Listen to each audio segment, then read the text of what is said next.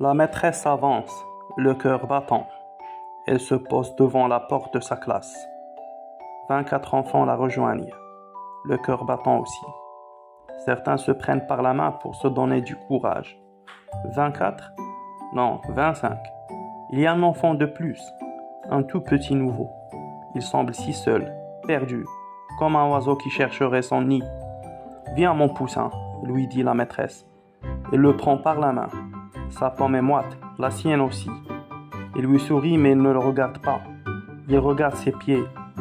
Il a des baskets toutes neuves. La maîtresse lui dit « Elles sont belles tes baskets ». Alors, il la regarde et alors il lui sourit. Maintenant, on va essayer de répondre aux questions. Première question, qui est l'auteur de ce texte? Alors, l'auteur s'appelle Joe Ostland. Joe Ostland. De quel ouvrage est-il extrait? Quel stress pour la maîtresse? 2. Qui sont les personnages de cette histoire? On a la maîtresse et les élèves. Combien d'élèves? 25 élèves.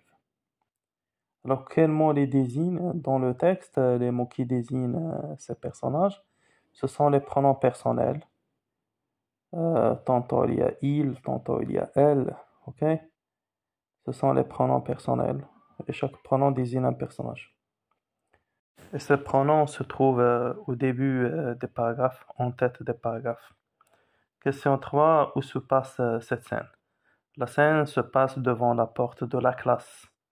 Où as-tu trouvé la réponse? La réponse se trouve à la fin du premier paragraphe.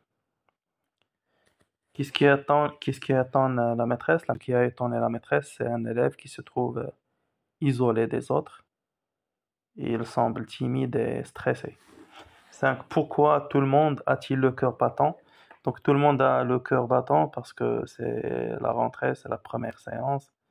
Il y a un peu de stress, un peu d'inquiétude face à une nouvelle expérience. Comment as-tu fait pour répondre à cette question? Pour répondre à cette question, on s'est basé sur nos connaissances personnelles et nos expériences.